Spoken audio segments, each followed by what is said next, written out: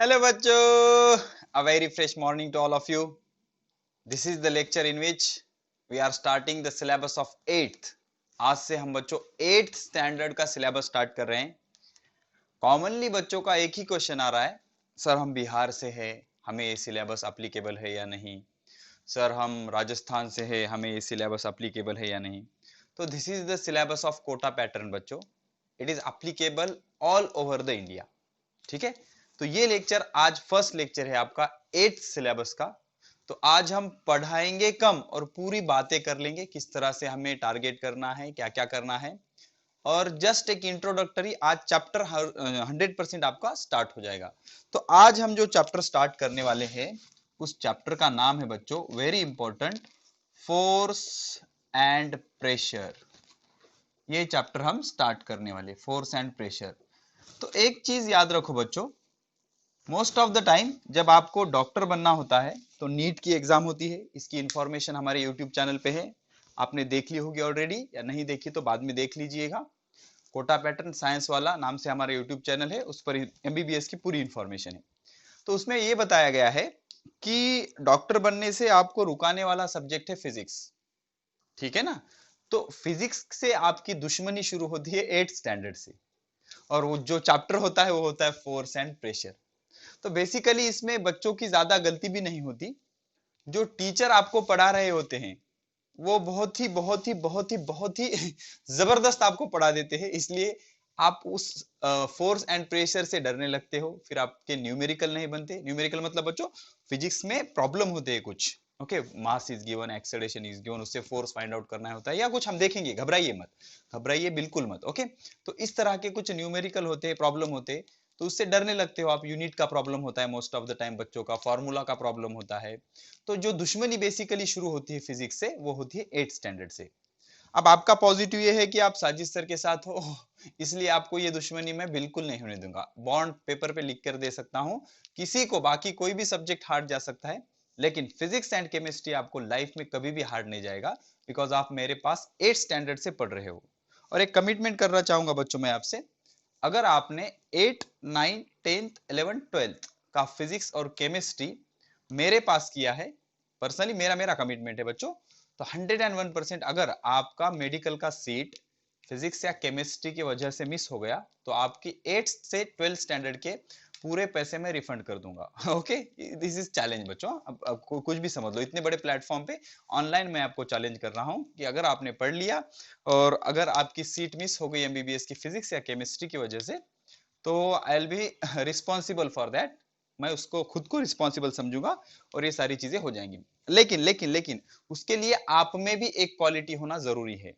और आप मुझे ऑनलाइन देख रहे हो तो कुछ बच्चे मुझे ऑलरेडी जानते हैं, कुछ नहीं जानते, इसलिए पहले अपन शुरुआत करते हैं इंट्रोडक्शन से। तो इंट्रोडक्शन ये है बच्चों, I am a basically engineer by education but teacher by profession.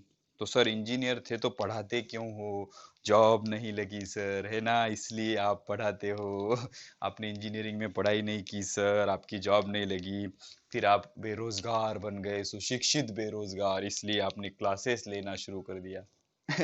ऐसी स्टोरी नहीं है बच्चों। स्टोरी कुछ इस तरह से है कि when I was in 12th, जब मैं 12th में था, तभी से मुझे 8th से शुरू शुरू होती है एक्चुअली। जब मैं 8th में था आपके स्टैंडर्ड में, तो मेरा एक ड्रीम था, I want to become a teacher. ठीक है, मुझे डीएड करना था, डीएड पता होगा ना आपको, तो इस तरह का कुछ था। तो 12th में आने के बाद आई यूज टू टीच स्टूडेंट, मैं बच्चों को पढ़ाता था 12th में, 12th के ही बच्चों को पढ़ाता था। दिस इज अबाउट 2009, 2009 की बात है ये। तो जब से पढ़ाना शुरू किया 2014 तक हॉबी की तरह टीच किया बच्चों को, धीरे धीरे बढ़ता गया बच्चों। बहुत बड़ी स्टोरी है, अब पूरी स्टोरी नहीं सुना सकते ऑनलाइन। ओके, तो 2014 तक विदाउट प्रोफेशनली पढ़ाया। फिर 2014 में हमने एक कोहिनूर कोचिंग क्लासेस नाम से हमारा क्लासेस स्टार्ट किया कंधार तालुका में। उसके बाद बढ़ते बढ़ते बढ़ते ये जर्नी यहाँ तक आ गई बच्चों। अभी तो बहुत अच्छा रिस्पांस है, अभी अच्छे दिन है, बहुत बुरे दिन भी देखिए, क्लासेस में भी देखिए है, इकोनॉमिकली देखिए बच्चों, बहुत स्ट्रगल करके आप यहाँ तक आए हैं। अब एक बड़ा ब्रांड बन गया है Sajid NEET IIT JEE foundation and institute नाम का। ठीक है, इस इंस्टीट्यूट में आप पढ़ाई कर रहे हो। तो बच्चों, आप ऑनलाइन मुझे देख रहे हो, फिर भी मैं आपको गारंटी से कह सकता हूं कि 101% मैं आपको बता सकता हूं कि कौन सा बच्चा डॉक्टर बनने के लायक है फिलहाल और कौन सा बच्चा नहीं है। ठीक है, तो चैप्टर के एंड में मैं बताऊंगा कि आप जो भी मुझे देख रहे हो वो डॉक्टर बनने की क्वालिटी उसमें ऑलरेडी है या कुछ आपको उस पर काम करना पड़ेगा। तो कुछ स्टेप्स है बच्चों। सबसे पहले तो आपको आपका एम डिसाइड करना पड़ेगा। This is the correct age, this is the correct age, 8th standard is the correct age to decide your career. आपका करियर डिसाइड करने के लिए ये करेक्ट एज है बच्चों। आप आज अपना एम डिसाइड कर लीजिए और जो कुछ भी आपका एम है वो पेपर पे लिख के आप जहां पर पढ़ाई करते हैं वहां पर लगा दीजिए। इट अफेक्ट बच्चों, ये इसका इफेक्ट होता है, इसका इफेक्ट होता है 100%। अब इसमें होता क्या है, कुछ बच्चे शर्मा जाते हैं, अंदर से वो डिसाइड कर लेते हैं हाँ मुझे आईएएस बनना है सर, लेकिन वो शर्माते हैं, पापा क्या कहेंगे, मम्मी क्या कहेंगी। और बेसिकली होता क्या है बच्चों, जो अपने पेरेंट होते हैं ना, अपने पेरेंट को अपने पे भरोसा नहीं होता, अपने जो नेबर होते हैं ना उस पे भरोसा होता है। एक बेस्ट एग्जांपल बताता हूँ।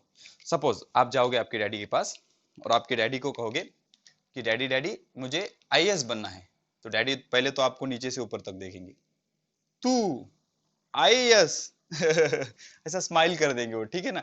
मतलब उनको अपने पे भरोसा ही नहीं होता। और सपोज नेबर का कोई बच्चा आया, झंडू बाम, कोई झंडू बाम, नेबर वाला कोई झंडू बाम आया और वो बोल रहा है अंकल अंकल मुझे आईएएस बनना है, वाह बेटा क्या ड्रीम है तेरा, बहुत बढ़िया, बहुत तू बन सकता है। तो ऐसे होता है बच्चों, हर घर की यही स्टोरी है, अपने डैडी अपने को अंडर एस्टिमेट करते हैं। तो इस तरह से आप शर्माइए मत, शर्माइए मत। लोग आपको नाम रखेंगे कि तू बहुत बड़ा आया, आईएएस बनेगा, हाँ बहुत शाना हो गया तू, तू आईएएस बनेगा, ऐसा तो रखने दो उनको, रखने दो, डोंट वरी। उनको रिप्लाई भी मत दो, उनको रिप्लाई दो एक्शन से, ठीक है ना। तो बेसिकली आपको करना क्या है, आज यू डिसाइड योर एम, आपको आपका एम डिसाइड करना है।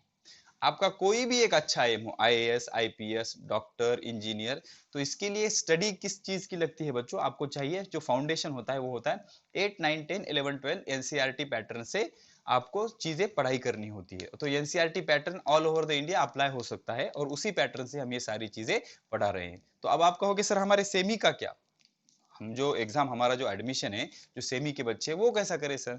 तो उनके लिए बच्चों एक बात बता दूं, सपोज एक कंपटीशन है, कंपटीशन कुछ इस तरह से है कि आपको कुछ छलांग लगानी है, छलांग लगानी है, छलांग लगाते हैं ना बच्चों, ओलंपिक में कंपटीशन होता है, जो लंबी छलांग लगाता है उसे गोल्ड मेडल मिलता है, ठीक है ना। तो उड़ी मारना कहते हैं जिसे रफ लैंग्वेज में।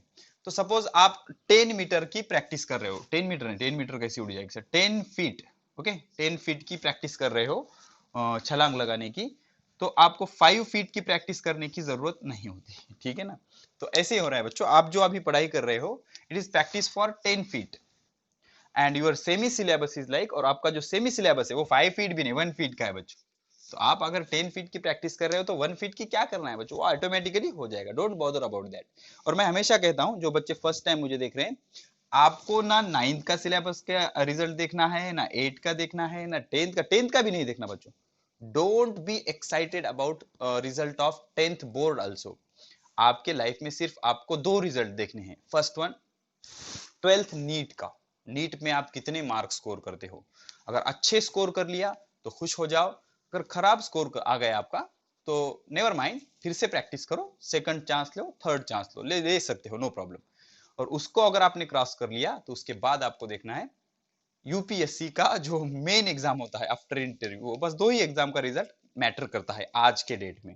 बाकी 10th बोर्ड में आपने कितने परसेंट लिए, आजकल तो बच्चों 10th में बच्चों को 100 क्रॉस मार्क भी गिरते हैं, 101 कितने परसेंट लिए, 101। आपको 101 कैसे पर गिरेंगे सर, तो स्पोर्ट के वगैरह कुछ ऐड होते हैं ना बच्चों, इस तरह से मार्क्स देते हैं, तो ये मार्क्स मैटर नहीं करते, समझ गए आप। तो अब आते हैं हमारे बेसिक क्वेश्चन पे कि सर आप कुछ कह रहे थे कि मैं डॉक्टर बन सकता हूं या नहीं, आप बताने वाले थे। तो मैं पूरे लेक्चर में एक चीज डिस्कस करूंगा, आप अच्छे से बारकाई से उसको फॉलो करो, और जिसने भी ये सारी चीजें अच्छे से फॉलो की बारकाई से, उसको लास्ट में मैं एक क्वेश्चन पूछूंगा, और जिस जिसको भी वो क्वेश्चन आ गया वो बच्चा 101% डॉक्टर बनने की काबिलियत उसमें है। और जिसको नहीं आया उसको मेहनत करना पड़ेगा, बहुत अच्छे से मेहनत करना पड़ेगा। And nothing is impossible in the world बच्चों, कोई चीज वर्ल्ड में इम्पॉसिबल नहीं है, बहुत सारे एग्जाम्पल है, बहुत सारे एग्जाम्पल है। और सारी चीजें करने के लिए एक ही चीज आपको करनी होती है और वो होती है प्रैक्टिस। प्रैक्टिस बच्चों, प्रैक्टिस से हर मुश्किल चीज आसान की जा सकती है, ठीक है।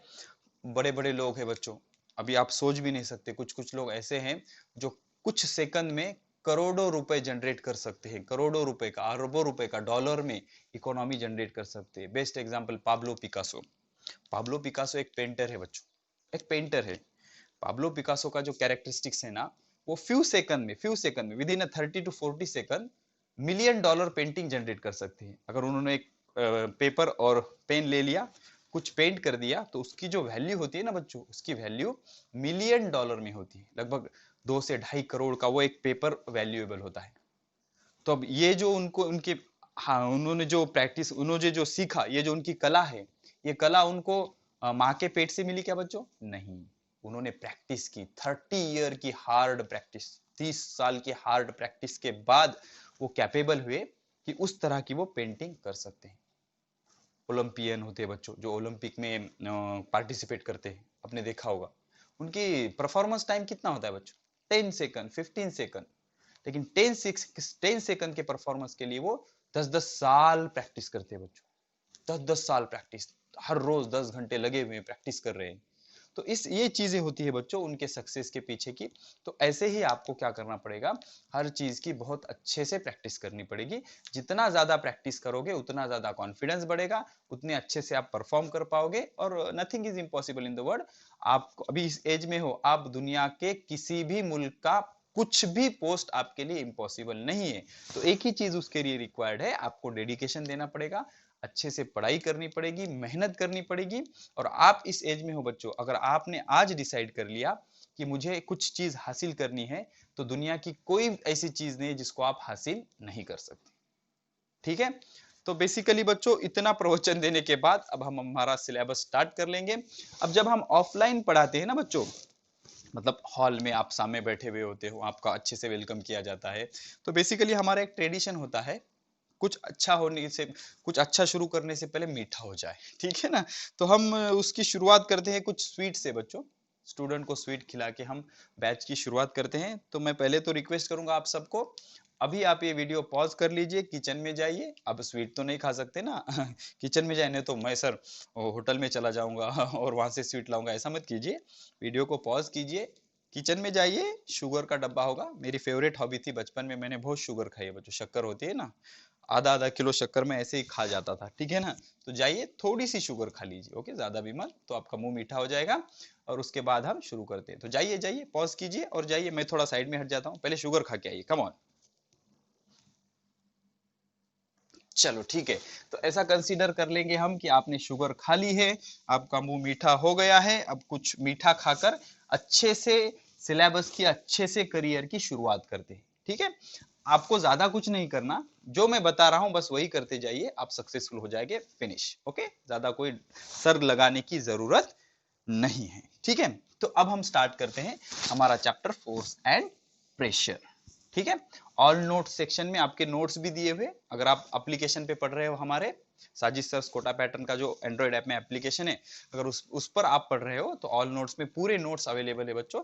उसके अच्छे से स्टडी कीजिए, एक एक स्टडी कीजिए। और मेरा ये मानना है बच्चों कि स्टडी करने की जो मेथड है, किसी से कॉपी नहीं की जा सकती, तो कॉपी की जरूरत भी नहीं, अपनी ओन मेथड से आप कुछ भी कर सकते हो। तो आप अभी, ये आपका स्ट्रगल करने का एज है, और आप इन चक्करों में अभी मत पड़ जाइए, इतने मार्क्स उतने मार्क्स, मैंने पहले भी बताया आपको। आपको स्कोर सिर्फ 2 एग्जाम में करना है, एक मेडिकल एंट्रेंस नीट एग्जाम, और दूसरा यूपीएससी फाइनल एग्जाम।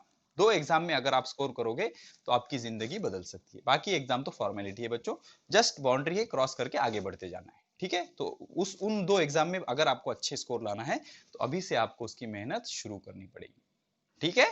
चलो तो शुरू करते हैं, फोर्स एंड प्रेशर। तो इसका जो प्रोसीजर होता है बच्चों, आप मोबाइल में मूवी की तरह लेक्चर को ना देखें, कॉपी और पेन आपके साथ होनी चाहिए, और जैसे मैं बता रहा हूं आप नोट्स बनाना कंटिन्यू रखो, कॉपी पेन में लिखते रहना चाहिए। ऐसा इमेजिन ही मत करो कि आप ऑफलाइन हो, ऑनलाइन हो, सॉरी, आप ऑफलाइन ही हो, और ऐसा मैं फील भी नहीं आने दूंगा आपको, ठीक है ना। तो अच्छे से उसको लिखते जाओ, पूरी चीजें अच्छे से, और जब जब भी मैं कहूँ कि पॉज करके ये चीजें सॉल्व करो, तो खुद से ट्राई करते जाओ बच्चों। जब तक आप ट्राई नहीं करोगे तो आपको चीजें नहीं आएगी, ठीक है ना। तो इस तरह से सारी चीजें हैं बच्चों। आई होप आपने कॉपी और पेन निकाल ली होगी, नहीं तो फिर से पॉज कीजिए और कॉपी और पेन रखिए साथ में, और सारी चीजें नोट करते जाओ, ठीक है ना। और जब भी मैं कहूँ कुछ चीजें मेमोराइज करो तो मेमोराइज करना जरूरी है। और ये this is the first lecture ना, तो इसलिए अभी एक चीज बताऊंगा मैं, वो चीज आपको नेक्स्ट लेक्चर से फॉलो करनी है। You should maintain one diary बच्चों, एक डायरी मेंटेन कीजिए फिजिक्स के लिए, जिसमें आपको फिजिक्स के पूरे फॉर्मूलाज नोट करने हैं। वो फॉर्मूला अगर आप नोट करोगे तो 12th के लिए आपको फिजिक्स में कोई प्रॉब्लम नहीं आएगा। 12th में नीट का एग्जाम जब आप देते हो तो 100 में से 95 स्टूडेंट्स की जो प्रॉब्लम होती है वो होती है फिजिक्स। ठीक है ना।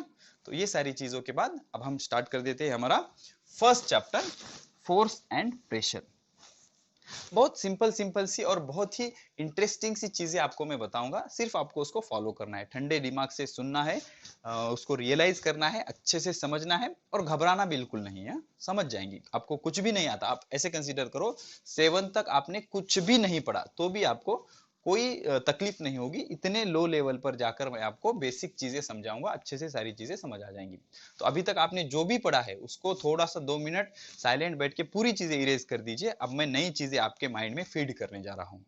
और आपको डॉक्टर बनना है तो 8 से आज से जो मैं चीजें पढ़ा रहा हूँ वो सारी चीजें आपको रिवाइज करते रहनी है और अच्छे से पढ़ाई करनी है। ओके, तो माइंड को थोड़ा सा फॉर्मेट कर दो और ये चीजें इंस्टॉल करना शुरू कर दो। ठीक है, तो देखो बच्चों, बेसिकली होता क्या है, जो साइंस होता है ना, साइंस, ठीक है ना, आपका सब्जेक्ट है साइंस, बेसिकली सब्जेक्ट है साइंस। तो ये साइंस को इन लोगों ने 3 कैटेगरी में डिवाइड किया है। Science is basically combination of 3 things. Okay, red colour का जो विजिबिलिटी है वो एक बार मैं चेक कर लूं बच्चों। ओके, बढ़िया से, कोई प्रॉब्लम नहीं। तो साइंस जो सब्जेक्ट है वो 3 कैटेगरी में डिवाइड है। एक होता है फिजिक्स, दूसरा होता है केमिस्ट्री, और तीसरा होता है बच्चों बायोलॉजी। ठीक है, तो combination of all such subjects are called as science. तो इन सब के कॉम्बिनेशन को क्या कहा जाता है, साइंस। आप जो साइंस सब्जेक्ट पढ़ रहे थे ना, तो it is combination of this. तो अपने पास फिजिक्स के 2 बुक है, केमिस्ट्री के 2 बुक है और बायोलॉजी के 2 बुक है। तो basically combination of 6 books is called as science. और यही पैटर्न हम 9th में 10th में फॉलो करेंगे। अब 11 12th में का बात तो बहुत आगे रह गया बच्चों, अभी हम 8 9 10 फाउंडेशन की बात कर रहे हैं। तो फिजिक्स, केमिस्ट्री एंड बायोलॉजी। तो फिजिक्स में हमें क्या पढ़ना है बच्चों, फिजिक्स मतलब क्या होता है, physics is study of nature. Simple बच्चों, नेचर, जो नेचर होता है ना, नेचर मतलब बच्चों क्या, आपके सराउंडिंग में क्या है उसे क्या कहते हैं, नेचर एंड नेचुरल फिनोमिनॉन।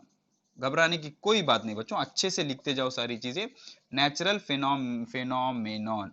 और बच्चों इंग्लिश का मेरा थोड़ा सा प्रॉब्लम है बिकॉज मेरी जो इंग्लिश की स्टडी हुई है वो यूएस में हुई है, बहुत स्टैंडर्ड, ठीक है ना। तो वो स्पेलिंग मिस्टेक ये सारी चीजें doesn't matter in science. Okay, वो आप देख लो, आपको स्पेलिंग ठीक से ही चाहिए तो आप सर्च कर लो, ठीक है, नेचुरल फिनोमिनॉन। ओके, तो बच्चों क्या होता है, नेचर मतलब हमारे सराउंडिंग में जो कुछ भी चीजें हो रही है नेचुरल, बिजली चमकना, पानी गिरना, बारिश होना, हवा बहना, तो ये सारी चीजें नेचुरल फिनोमिनॉन है। आर्टिफिशियल है क्या बच्चों, कोई बारिश को कंट्रोल कर सकता है क्या, कोई हवा के फ्लो को कंट्रोल कर सकता है क्या, नहीं कर सकता। फ्लो ऑफ वाटर, ये सारी चीजें कोई कंट्रोल नहीं कर सकता। तो जो नेचुरली हो रही है वो फिनोमिनॉन मतलब प्रोसेस बच्चों। What basically is phenomenon, phenomenon means process.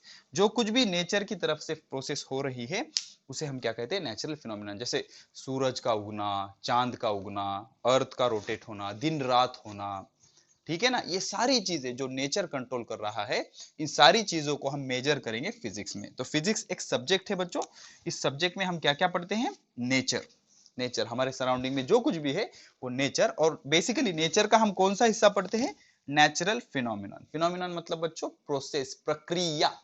कौन कौन सी प्रोसेस नेचर में हो रही है, तो नेचर में कौन कौन सी प्रोसेस हो रही है, ब्लोइंग ऑफ वाइंड, हवा का बहना, ठीक है ना, ब्लोइंग ऑफ वाइंड मतलब क्या होती है बच्चों, हवा, ब्लोइंग मतलब बहना, हवा का बहना। इस तरह की सारी चीजें हम किस में पढ़ते हैं, फिजिक्स में।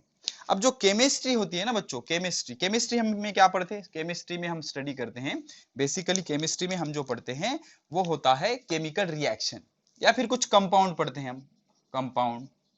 कंपाउंड मतलब वाटर का फॉर्मूला क्या है, वाटर का फॉर्मूला पता है बच्चों, H2O होता है, हमारा नमक होता है, नमक, नमक का फॉर्मूला क्या होता है, NaCl, ये नमक होता है, ये वाटर होता है, दिस इज वाटर, समझ रहे हो आप, दिस इज वाटर। तो ये वाटर को इस तरह से कौन पढ़ेगा, केमिस्ट्री। एक रफ आइडिया बता रहा हूँ बच्चों मैं, वाटर का H2O ये कौन पढ़ेगा, केमिस्ट्री। H मतलब क्या होता है, हाइड्रोजन, O मतलब ऑक्सीजन। अब ये जो है हमारा नमक है, साल्ट, साल्ट, ठीक है ना, NaCl। Na मतलब क्या होता है बच्चों, सोडियम, एलिमेंट है ना, ठीक है ना, एलिमेंट होता है, ठीक है, घबराने की कोई बात नहीं, सोडियम। ये होता है क्लोरीन, तो ये बन गया सोडियम क्लोराइड, इसका नाम लिख देता हूं मैं। साल्ट का जो केमिस्ट्री में साल्ट नहीं कहेंगे, केमिस्ट्री में क्या कहेंगे, सोडियम क्लोराइड। अब सपोज कोई केमिस्ट्री का प्रोफेसर है, तो उसके वाइफ को वो ऐसे नहीं कहेगा, अरे यार सब्जी में नमक कम हो गया, नमक लेके आओ, ऐसे नहीं कहेगा, अजी सुनती हो सोडियम क्लोराइड लाना, ऐसे कहेगा वो, ठीक है ना। तो साल्ट का जो केमिकल नेम होता है वो क्या होता है, सोडियम क्लोराइड। या नेम मतलब क्या होता है बच्चों, सोडियम एक एलिमेंट है। टोटल कितने एलिमेंट है, 119 एलिमेंट है बच्चों, ठीक है। 119वां भी डिस्कवर हुआ है, वैसे पीरियोडिक टेबल में 118 ही है, 118 ही है, लेकिन 119वां भी डिस्कवर हो चुका है ऑलरेडी, ठीक है। तो sodium chloride, sodium chloride H2, ये सारी चीजें हम किस में पढ़ते हैं, केमिस्ट्री में। अब ये जो बायोलॉजी वाला पोर्शन है ना बच्चों, इसमें हम प्लांट एंड एनिमल स्टडी करते हैं, प्लांट प्लस एनिमल, ठीक है। एनिमल कैसे खाते हैं, क्या क्या खाते हैं, खाने के बाद उनका क्या होता है पेट में जाने के बाद, फिर रेस्पिरेशन हम क्यों करते हैं, फिर प्लांट कैसे बढ़ते हैं, प्लांट में सेल क्या होता है, टिश्यू क्या होता है, ये सारी चीजें किस में आ जाएंगी, बायोलॉजी में आ जाएंगी, ठीक है। So this is the rough idea. क्या होता है बच्चों, एक बार रिवाइज कर लूं। देखो, science is a combination of 3 subjects, physics, chemistry and biology. Physics में हम 2 चीजें पढ़ते हैं, नेचर, सराउंडिंग, हमारे सराउंडिंग, और नेचर में होने वाले प्रोसेसेस। क्या होते हैं प्रोसेस, बिजली चमकना, हवा का बहना, पानी का बहना, सूरज का उगना, ये सारी चीजें हम फिजिक्स में पढ़ते हैं। केमिस्ट्री में हम चेंजेस पढ़ते हैं बच्चों, केमिकल चेंजेस, दवाई कैसे बनती है। अब अगर आप लोखंड जो होता है ना बच्चों, आयरन, आयरन को एक्सपोज रखोगे तो उस पे कुछ ब्लैक कलर का कुछ डिपॉजिट हो जाता है, उसे रस्टिंग कहते हैं बच्चों, गंज गंज, जंग गंज, जो कुछ भी है, तो वो कैसे होता है, ये सारी चीजें हम केमिस्ट्री में पढ़ेंगे। अब वाटर का फॉर्मूला क्या है, सोडियम क्लोराइड कैसे होता है, ये सारी चीजें हम क्या में पढ़ेंगे, केमिस्ट्री में।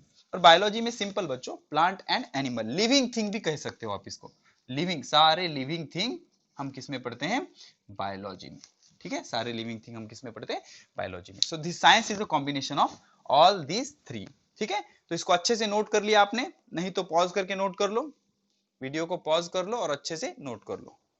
हो गया बच्चों, तो इस तरह से ये होता है हमारा साइंस। तो अब इस साइंस का हम फर्स्ट पोर्शन आज स्टार्ट करेंगे, वो पोर्शन है फिजिक्स। क्या है, फिजिक्स। और फिजिक्स में हम कौन सा चैप्टर स्टार्ट करने जा रहे हैं, force and pressure, force and pressure. I hope आपने हेडिंग लगा ली होगी, फोर्स एंड प्रेशर। अब ये फोर्स एंड प्रेशर की शुरुआत कैसे होती है, देख लो बच्चों। होता क्या है, आज हम 2 डेफिनेशन पढ़ने वाले हैं, फोर्स के 2 डेफिनेशन और बहुत सारे एग्जांपल, इतना करके आज का लेक्चर खत्म हो जाएगा। देख लो बच्चों, जो केमिस्ट्री होती है ना, केमिस्ट्री, सर अभी तो कहा फिजिक्स शुरू करेंगे, लॉजिक समझा रहा हूं एक, देख लो, केमिस्ट्री एंड फिजिक्स। एक चीज देख लो बच्चों, फिजिक्स जब आप पढ़ते हो तो तब बॉडी के कुछ अलग स्टेट होते हैं, और केमिस्ट्री में बॉडी के कुछ अलग स्टेट होते हैं। केमिस्ट्री में बॉडी के 3 स्टेट होते हैं, कौन से बच्चों बताओ, 3 states of matter, 3 states of matter, कौन से, solid, solid, then next one liquid, समझ रहे हो, समझ रहे हैं ना, solid, liquid, and next one is gas, क्या, गैस, ठीक है। तो जब आप केमिस्ट्री पढ़ोगे तो मैटर के 3 स्टेट्स होते हैं, solid, liquid and gas, okay. तो सॉलिड कौन होता है बच्चों, best example of solid is glass, आपका ग्लास, कांच, कांच कैसा होता है, सॉलिड।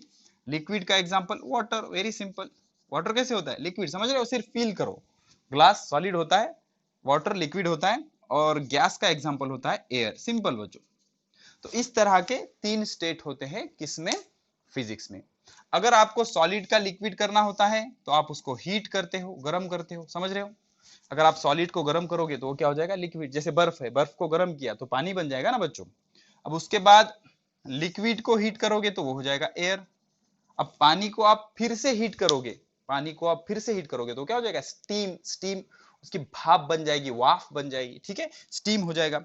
अब उसके रिवर्स भी हो सकता है बच्चों, रिवर्स भी पॉसिबल है। अगर आपने क्या किया, गैस को कूल किया, गैस को कूल किया तो क्या हो जाएगा, लिक्विड, और लिक्विड को कूल किया तो क्या हो जाएगा, सॉलिड, समझ रहे हो आप।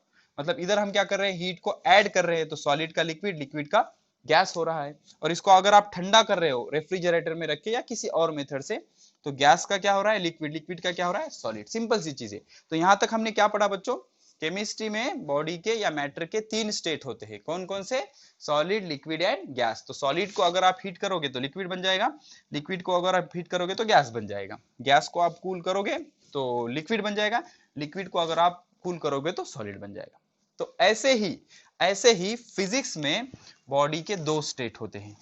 अब ऐसे कैसे सर, फिजिक्स में भी 3 ही होनी चाहिए ना, ठीक है ना। तो हम अलग अलग प्रोस्पेक्टिव से उसको देख रहे हैं। तो वो स्टेट होते, कोई बता सकता है, कोई बता सकता है फिजिक्स में कौन कौन से 2 स्टेप होते हैं। तो 2 स्टेप ये होते हैं, एक तो बॉडी आपकी रेस्ट होगी, एक तो बॉडी आपकी रेस्ट होगी। देख लो बच्चों, किसी भी बॉडी को देख लो, अब मैं यहां पर रेस्ट हूं, अब मूविंग हूं, कोई भी बॉडी बच्चों बताओ, मुझे बताओ। एरोप्लेन, एरोप्लेन जब एयरपोर्ट पे है तो स्टेशनरी है, हवा में है तो मूविंग है। बस या कार जब घर में है तो स्टेशनरी है, रोड पे है तो मूविंग है, रोड पे भी स्टेशनरी हो सकती है। तो कोई भी बॉडी, फुटबॉल जब ग्राउंड पे है तो रेस्ट है, उसको किक किया तो मोशन में है। अब तीसरी कोई स्टेट हो सकती है क्या, नहीं। फिजिक्स के एंगल से बॉडी के सिर्फ 2 ही स्टेट होते हैं, एक तो रेस्ट या फिर दूसरी मोशन। ठीक है, हर कोई बॉडी 2 स्टेट में हो सकती है, एक तो वो रेस्ट होगी या फिर मोशन होगी। अब रेस्ट का एग्जांपल क्या होता है, book, rest on table, table पे रखा हुआ बुक, टेबल पे रखा हुआ बुक। अब motion, car moving on road, car moving on road, road पर जाती हुई कार। तो ये क्या है बच्चों, मोशन, और ये क्या है, रेस्ट। समझ रहे हो, एक जगह ठहरी हुई चीज उसे हम क्या कहेंगे, रेस्ट। और दूसरी जो मोशन में कुछ हल रही है, हल रही है, डूब रही है, उसे हम क्या कहेंगे, मोशन कहे। समझ रहे हो, समझ रहे हो क्या कहा हमने, फिजिक्स में बॉडी के 2 स्टेट होते हैं, एक तो बॉडी आपकी रेस्ट है या तो मोशन है, तीसरा नहीं हो सकता। किसी भी बॉडी को उठा लो आप, दुनिया के हर बॉडी को, किसी भी बॉडी को उठा लो, एक तो वो ठहरी हुई है या एक तो वो मोशन में है, तीसरा कुछ हो सकता है क्या इसमें, नहीं। तो अब हमने यहाँ क्या किया था, पहले 3 स्टेट को स्टडी किया था, फिर उसका कन्वर्जन सीखा था। सॉलिड का लिक्विड कैसे करे, हीट से, लिक्विड का गैस कैसे करे, हीट से। तो फिर उसका रिवर्स भी पढ़ा था हमने, गैस का लिक्विड कैसे करे, कूल से, लिक्विड का सॉलिड कैसे करे, कूल से। अब क्वेश्चन ये आता है कि sir which factor is responsible for converting rest body into motion. तो ऐसा कौन सा फैक्टर है जिस फैक्टर से हम रेस्ट को मोशन में ला सकते हैं, या फिर इसके रिवर्स, मोशन को रेस्ट में ला सकते हैं। कोई बता सकता है, कोई बता सकता है। अब क्या है बच्चों, देख लो, सपोज टेबल पे एक बुक रखी हुई है, अब उसको मुझे मूव करना है, तो क्या करना पड़ेगा। सर आप क्या कीजिए, टेबल के बाजू में जाइए, ऐसे ठहरिए और मंत्र पढ़ना शुरू कीजिए। ओके मंत्र पढ़ने पर ऑटोमेटिक वो बुक चला जाएगा। अबा इसका डबा इसका जुम तुम क्रिएटो ऐसा होता है क्या बच्चों, किस किस सीरियल का डायलॉग है कुछ होता है ना वो नीक पे। ओके ठीक है, इस तरह का। तो ऐसा मंत्र पढ़ के वो किया जा सकता है क्या बच्चों, नहीं किया जा सकता। तो आपको अगर रेस्ट बुक को मूविंग करना है तो एक चीज अप्लाई करना पड़ेगी, एक कंसेप्ट अप्लाई करना पड़ेगा जिसको आपने बार बार सुना होगा अभी तक लेकिन समझा नहीं है, इस लेक्चर में समझ लोगे। तो वो चीज होती है बच्चों फोर्स। वो क्या होता है, force, that is nothing but force. और इसके रिवर्स भी आपको जो लगाना पड़ेगा वो भी होगा फोर्स।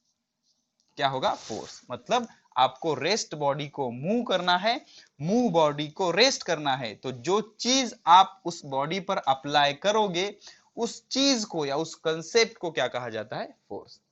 तो बेसिकली बच्चों फोर्स क्या है, force is nothing but it is the cause to change the state of object. Cause मतलब बच्चों उसका रीजन, जिस रीजन से उसकी स्टेट चेंज हो रही है।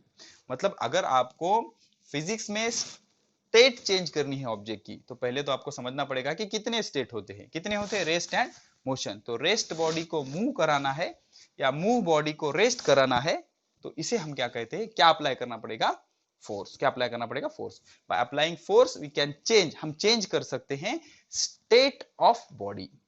किसमें, फिजिक्स में। अब फिजिक्स में कितने स्टेट होते हैं, रेस्ट एंड मोशन। अब एक चीज बता दो बच्चों, दिस इज ऑनलाइन लेक्चर ना, तो आपको कोई चीज अगर समझ नहीं आ रही तो आप क्या कहते हो, सर फिर से एक बार बताओ। तो अब यहाँ पर कहने की जरूरत है क्या, नहीं, सिर्फ आपको प्रेस करना है, थोड़ा पीछे ड्रैग करना है, वीडियो को प्ले करना है, फिर से स्टार्ट हो जाएगी साजिश सर। ठीक है ना, इस तरह का कंसेप्ट रहेगा आपका। ये समझ गया, अच्छे से समझा दिया मैंने। फिजिक्स में दो स्टेट होते हैं, rest and motion. Rest body को मूव कराने के लिए फोर्स अप्लाई करना पड़ता है, मूविंग बॉडी को रेस्ट कराने के लिए भी फोर्स अप्लाई करना पड़ता है। ठीक है, पॉज करके चीजें नोट कर लो, या फिर आप रनिंग में भी नोट कर सकते हो गया बच्चों। तो बेसिकली फोर्स क्या होता है आपका, force is the factor which change the state of motion. Okay, तो देख लो बच्चों, अच्छे से देख लो। अब फोर्स के डेफिनेशन पढ़ेंगे और उसके बाद एग्जांपल से अच्छे से समझाऊंगा, या फिर पहले हम एग्जांपल ले लेंगे बच्चों। ठीक है, तो first example number one, pulling of trolley. Pulling of trolley, एक एक एग्जांपल में बढ़िया से एक्सप्लेन करूंगा बच्चों। आजकल बच्चों डीमार्ट का जमाना है, आप डीमार्ट में जाते हो, फैशन हो गया बच्चों, डीमार्ट में जाते हो, फिर एक ट्रॉली लेते हो, उस ट्रॉली में छोटे से बच्चे को बिठाया जाता है, फिर आप उसमें सामान भरते हो, उस तरह से आप खरीदी करते हो। मॉल होते हैं ना, बड़े बड़े मॉल, उसमें ट्रॉली होती है। तो इस ट्रॉली को अब आप डीमार्ट में गए, तो जब आपने देखा कि वहां पर एक ट्रॉली है, तो वो ट्रॉली कैसे है बच्चों, अब फिजिक्स के एंगल से हम सोचेंगे वो ट्रॉली कैसे है। तो इनिशियली शुरू में ट्रॉली वॉज रेस्ट, शुरुआत में, इनिशियली मतलब शुरुआत में ट्रॉली कैसे, ट्रॉली इज रेस्ट, शुरू में आपकी ट्रॉली कैसी है, रेस्ट है। अब आप जाओगे, उसको पकड़ोगे और उसको खींचोगे। ठीक है ना, खींचोगे, खींचने के बाद ओके, खींचने के बाद वो क्या हो गई, मोशन में आ गई। फाइनली क्या हो गया, ट्रॉली क्या में आ गई, मोशन में। क्या आ गई, मोशन में आ गई। लिख रहे हो, सारी चीजें नोट करते जाओ बच्चों। इनिशियली ट्रॉली कैसी थी, रेस थी, वहां पर रखी हुई थी ना, मतलब वो रेस थी, कुछ योगा वोगा कर रही थी, वो रेस थी। अब आपने गए उसको पुल किया, ऐसे खींचा उसको, नीचे टायर होते हैं ना, उसके खींचा उसको, तो फाइनली वो क्या आ गई, मोशन में आ गई। तो रेस्ट से मोशन में आने के लिए आपने क्या किया, उसको पुल किया, या इसे हम कहते हैं पुलिंग। कौन सी एक्शन की, pulling. And this pulling is nothing but force. Her concept हम समझाएंगे। This pulling is nothing but force. तो आपने क्या किया, पुल किया, मतलब फोर्स अप्लाई किया, तो रेस्ट ट्रॉली क्या आ गई, मोशन में आ गई। कैसे आ गई, मोशन में आ गई। This is best example, example number 1। अब second example, hitting hockey ball. Hitting hockey ball, देख लो बच्चों, hitting hockey ball. Hockey ball, do you know hockey बच्चों, हॉकी होती है ना, कुछ होता है ऐसे स्टिक होती है, स्टिक जो नीचे से बेंड होती है। Chak De India, Shahrukh Khan. Okay, 70 minute है आपके पास। ओके, तो इस तरह की कुछ बेंड होता है, और उसको बॉल को ऐसे ऐसे करके, गोल पोस्ट होता है, उसमें हिट किया जाता है। ठीक है ना। तो इनिशियली क्या था, देख लो बच्चों, इनिशियली जो हॉकी का बॉल था वो रेस्ट था बच्चों, रेस्ट था। ठीक है, अब फाइनली क्या आ गया, वो मोशन में आ गया। फाइनली क्या आ गया, वो मोशन में आ गया। अब इनिशियली दो चीजें हो सकती है। अब यहां पर आप हिट कर रहे हो किसको, हॉकी बॉल को, तो इनिशियली वो क्या है, रेस्ट है, उसको आप ऐसे मार रहे हो, रेस्ट। तो आपने क्या किया, उसको हिट किया, कौन सी एक्शन की, उसको हिट किया मतलब ऐसे स्टिक होती है, स्टिक से उस बॉल को मारा ऐसे। तो हिट करने के बाद वो क्या आ जाएगा, मोशन में आ जाएगा। तो हिट करना मतलब क्या हो गया, force. Hitting the hockey ball is nothing but force. तो आप क्या कर रहे हैं, वहां पर फोर्स अप्लाई कर रहे हैं। ठीक है, तो ये दो एग्जांपल आप क्लियर कर लो, बहुत सारे एग्जांपल देखेंगे हम। हो गया बच्चों, चलो example number 3, pulling of drawer. Drawer समझता है बच्चों, ड्रावर मतलब कुछ होता है ना आपका, टेबल वगैरह कुछ होता है, उसको आप ऐसे पुल करते हो ना, पुलिंग ऑफ ड्रावर। तो इनिशियली ड्राइवर कैसा है, रेस्ट है। फिर से लिखो बच्चों, आप नंबर 3, ये पूरी चीजें रिपीट आपको लिखनी है। तो आप उसको पुल कर रहे हो, इस तरह से खींच रहे हो। ठीक है ना, तो फाइनली वो क्या आ गया, मोशन में। तो pulling of driver is nothing but your force. लेकिन आपको फिर से लिखना है, रिपीट। एग्जाम्पल नंबर 3, उसको ऐसे खींच रहे हो आप, तो पुल कर रहे हो, pulling is nothing but force. Okay, अब एग्जाम्पल नंबर 4 पढ़ते हैं बच्चों हम, स्टॉपिंग ऑफ क्रिकेट बॉल। अब ये बढ़िया है, बहुत इंपॉर्टेंट एग्जाम्पल है। Okay, stopping of cricket ball.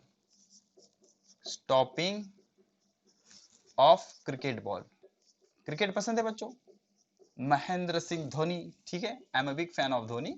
ठीक है, स्टॉपिंग ऑफ क्रिकेट बॉल। तो क्रिकेट बॉल में बैट्समैन बॉल को हिट करता है, हिट करने के बाद गेंद ऐसी बाउंड्री की तरफ जा रही है, वहां पर प्लेयर रुका हुआ है, वो प्लेयर क्या करेगा, ऐसे बॉल को रोकेगा। तो रोकने से पहले बॉल कैसा है, इनिशियली मूविंग। अब रिवर्स बच्चों, इनिशियली बॉल कैसा है, मूविंग। मूविंग बॉल को उस प्लेयर ने पकड़ लिया मतलब उसको रुका लिया। तो मूविंग को क्या कर दिया इसने, रेस्ट कर दिया। और कैसे, बाय कैचिंग, उसको पकड़ के। कौन सी एक्शन की, कैचिंग, उसको कैच किया ना, कैच करना मतलब पकड़ना। अब ये पकड़ना इज नथिंग बट फोर्स, उसको पकड़ना इज नथिंग बट फोर्स। तो हमने अब क्या किया, फोर्स से मूविंग का रेस्ट किया। यहां पर भी स्टेट चेंज हुई, मूविंग का रेस्ट, स्टेट चेंज, रेस्ट का मूविंग, ये भी क्या हो गई, स्टेट चेंज हो गई। तो ये एग्जांपल नंबर 4 हो गया। अब नेक्स्ट एग्जांपल नंबर, अब इस तरह की सारे एग्जांपल होते हैं बच्चों। तो आप अब समझ सकते हो कि हम मोशन या फोर्स अप्लाई करके स्टेट चेंज कर सकते हो। तो अब मैं कुछ एग्जांपल दूंगा, आपको इसी तरह से उसको कन्वर्ट करना है, ये आपका होमवर्क होगा। उसमें पहला एग्जांपल है moving of book, moving of book. अब ये जो बुक होती है ना बच्चों, book is rest on the table, तो इनिशियली इट इज रेस्ट। आप ऐसे कन्वर्ट करो इक्वेशन में, इनिशियली बुक एज रेस्ट, फिर उसको हमने फोर्स अप्लाई किया, finally book is in motion. तो because of force rest book is converted into motion. Second homework, second example जो है आपका वो है ओपनिंग ऑफ डोर। ओपनिंग या शटिंग भी हो सकता है, ओपनिंग ऑफ डोर। तो initially door was at rest, उसको आपने पुल किया, पुल करने के बाद डोर मोशन में आ गया, मतलब खुल गया ना वो। तो इस तरह से हम, ये भी एग्जांपल है application of force. Third example is a cricket ball hit by batsman, a cricket ball hit by batsman. अब बैट्समैन ने क्रिकेट बॉल को हिट किया। अब ये बहुत इंटरेस्टिंग सा एग्जांपल है बच्चों, देखो इनिशियली क्या था, ये मोशन में था। अभी थोड़ा सा आपको कंफ्यूज कर सकता है, अच्छे से समझ लो। फाइनली भी, हिट करने के बाद भी, finally also the ball is in motion. ठीक है, क्रिकेट बॉल उसने बॉलिंग डाला ऐसे और उसने उसको हिट किया, तो पहले भी मोशन में था, बाद में भी मोशन है। तो अब आप कहोगे सर ये दो मोशन में डिफरेंस है या नहीं, 102% डिफरेंस है बच्चों। This is motion 1, this is motion 2। ये अलग तरह की मोशन है, ये अलग तरह की मोशन है। कैसे अलग तरह की मोशन है सर, देखो इसने बॉल डाला ऐसे, ये बॉल ऐसे गया, ऐसे यहां पर आया। अब यहां पर बैट्समैन ने कुछ इस तरह से, ये बैट बच्चों इमेजिन करो, इसको हिट किया, हिट करने के बाद ये इधर जा रहा है, सिक्सर ऐसा। ठीक है, तो ये मोशन इधर थी, ये मोशन इधर है। This motion and this motion are different. अब ये टेक्निकल चीजें हैं, ये आपको हायर स्टैंडर्ड में आएंगी बच्चों। तो पहले अभी आप इतना याद रखो, ये मोशन और ये मोशन अलग है। कैसे, इसकी डायरेक्शन अलग है, इसकी डायरेक्शन अलग है। डायरेक्शन चेंज होने पर भी मोशन चेंज हो जाती है। तो मोशन चेंज करने के लिए भी आप जो चीज अप्लाई करोगे वो क्या होगी, फोर्स। मतलब आपने उसको हिट किया ना, that hitting is nothing but force. क्या है, ये भी आपका फोर्स है बच्चों। ठीक है, अब मूविंग लोडेड कार्ट, कार्ट समझते हो बच्चों, बैलगाड़ी। मूविंग लोडेड कार्ट को मूव कराना, ये भी क्या है, आपकी एक एक्शन है जिसको हम फोर्स कहेंगे। ओके, उसके बाद ओपनिंग ऑफ ड्रॉवर, ये सारे एग्जांपल है जो किसके है बच्चों, फोर्स के है। अब इतने एग्जांपल समझने के बाद हम डिफाइन करेंगे एक ब्यूटीफुल सा फिनोमेनॉन, एक ब्यूटीफुल सा concept, first concept of your life in physics career, that is force. बहुत सारी डेफिनेशन दूंगा बच्चों, लिख लो, सारी चीजें आपको मेमोराइज करनी है। फोर्स 12th में एज इट इज कंसेप्ट है बच्चों ये फोर्स। तो फोर्स की हम लिखते हैं डेफिनेशन नंबर 1। देख लो बच्चों, डेफिनेशन नंबर 1। ओके, तो फोर्स क्या होता है, बेसिकली पुश और pull, applied on the object, push और पुल ऑन सब object, on some object, push और पुल ऑन सब object is called force. Push मतलब खींचना, सॉरी, पुश मतलब ढकलना, पुल मतलब खींचना। किसी ऑब्जेक्ट को खींचना या ढकलना, उसको क्या कहते हैं, फोर्स। पुश और pull on some object is called as force, उसे क्या कहेंगे हम, फोर्स। किसी चीज को खींचना या ढकलना, इसे हम क्या कहेंगे, फोर्स। सिंपल है बच्चों, कोई घबराने की बात नहीं। ठीक है, पुश और pull on some object is called as force. Finish. Definition number 2 देख लो, बहुत इंटरेस्टिंग डेफिनेशन है। फोर्स इज समथिंग एक्सटर्नल, बहुत इंटरेस्टिंग है, समथिंग एक्सटर्नल। अब फोर्स हमेशा एक्सटर्नली अप्लाई किया जाता है बच्चों, इंटरनली से नहीं होता। force is something external which change the state of object. Force मतलब ऐसा कुछ है जो बाहर से अप्लाई किया जा रहा है. एक्सटर्नल मतलब बाहर से, समथिंग मतलब कुछ है, फोर्स मतलब कुछ चीज है जो बाहर से अप्लाई किया जा रहा है और जिसकी वजह से क्या हो रहा है, चेंज हो रहा है. क्या? State of object. मतलब स्टेट ऑफ ऑब्जेक्ट क्या होता है? Rest and motion. तो रेस्ट का मोशन हो रहा है या मोशन का रेस्ट हो रहा है या मोशन का मोशन भी हो रहा है. एक तरह की मोशन से दूसरी तरह की मोशन, हमने देखा ना क्रिकेट बॉल का, तो रेस्ट का मोशन हो रहा है या मोशन का रेस्ट हो रहा है. तो ऐसा जिसके वजह से हो रहा है उसे हम क्या कहेंगे? Force. That is called as force. आप लिख रहे हो सारी चीजें लिख रहे हो. फोर्स क्या है? Something external which change the state of object. ठीक है. अब इसके बाद डेफिनेशन नंबर 3 कुछ इस तरह की हो सकती है. ओके. द फैक्टर, ऐसा factor, the factor which is responsible, the factor which is responsible for changing, the factor which is responsible for changing what? Changing state of object. ऐसा फैक्टर जो रिस्पॉन्सिबल है ऑब्जेक्ट का state change करने के लिए. अब state change कैसा होता है फिजिक्स में? रेस्ट का मोशन, मोशन का रेस्ट, रेस्ट का मोशन, मोशन का रेस्ट. तो सिंपल बच्चों, पुश और pull on the object is called as force. Push and pull on the object is called as force. Number 2, force is something external which change the state of object. Force is something external which change the state of object. Number 3, the factors which is responsible for changing the state of motion. The factor which is responsible for changing the state of object. समझ रहे हो? Responsible मतलब उसका reason, उसकी responsibility की वजह से उसका स्टेट चेंज हो गया. ठीक है. तो पॉज करके ये सारी चीजें नोट कर लो. हो गया. चलो, अब अपने पास सिर्फ 4 मिनट्स बचे हैं. हर लेक्चर 45 मिनट का होगा बच्चों, आपको अच्छे से समझना है. अब इसमें क्या करता हूं मैं, 3 कोट है कुछ हमारे इंटरेस्टिंग से, वो समझाऊंगा आपको. Pushing, hitting and pulling of object. लिखो बच्चों. Pushing, pulling and hitting, pushing, pulling and hitting of object. समझ रहे हो? Pushing, pulling and hitting of object क्या है बच्चों? Are some ways of bringing object in motion. Are some ways of bringing, लिखते जाओ बच्चों, ब्रिंगिंग ऑब्जेक्ट इन मोशन. समझ रहे हो? देख लो, कोई ऑब्जेक्ट रेस्ट है, उसको आपको मूव कराना है, तो आप क्या कर सकते हो उसको? एक तो आप उसको पुश कीजिए, या फिर उसको हिट कीजिए, या फिर उसको पुल कीजिए. तो पुश करना, पुल करना या हिट करना. समझ रहे हो? पुश करना, पुश करना, पुल करना या फिर हिट करना. इन 3 चीजों से हम क्या कर सकते हैं? हम मोशन में बॉडी को ला सकते हैं. Pushing, pulling and hitting of object को आर सम वेज, ये कुछ वेज है जिससे हम कर सकते हैं ऑब्जेक्ट को मोशन में ला सकते हैं. इन 3 चीजों से हम ऑब्जेक्ट को मोशन में ला सकते हैं. They move because to make force act on them.